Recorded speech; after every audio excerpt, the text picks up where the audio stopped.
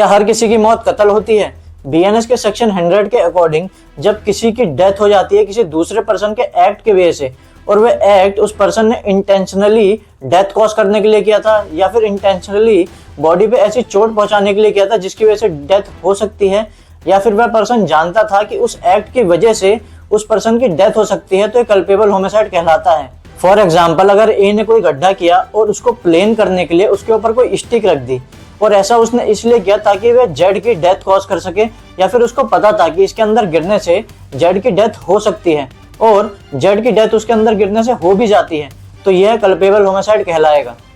इस सेक्शन के 3 एक्सप्लेनेशंस भी हैं जिससे इस सेक्शन को और क्लियरिटी मिलती है। एक्सप्लेनेशन 1, अगर कोई पर्सन किसी ऐसे पर्सन को बॉडीली इंजरी पहुंचाता है जिसको वह जानता है कि इसकी हालत खराब है या फिर इसको कोई बीमारी है जिसकी वजह से उसकी जो डेथ है वह जल्दी हो जाती है, तो यह माना जाएगा कि उसी पर्सन ने उसकी डेथ करी है। एक्सप्लेनेशन 2, अगर किसी पर्सन की डेथ बॉडीली इंजरी की वजह से होती है तो यह माना जाएगा कि जिस पर्सन ने बॉडीली इंजरी पहुंचाई है उसी ने ही उसकी डेथ करी है, जबकि उस पर्सन की जान बचाई जा सकती थी अगर उसको टाइम पे और प्रॉपर ट्रीटमेंट मिलता।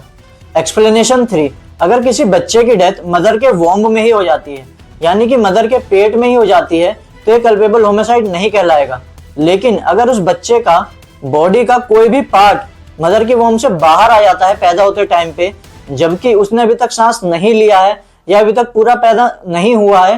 तो यह कल्पेबल होमिसाइड कहला सकता है। Follow me for more such legal knowledge.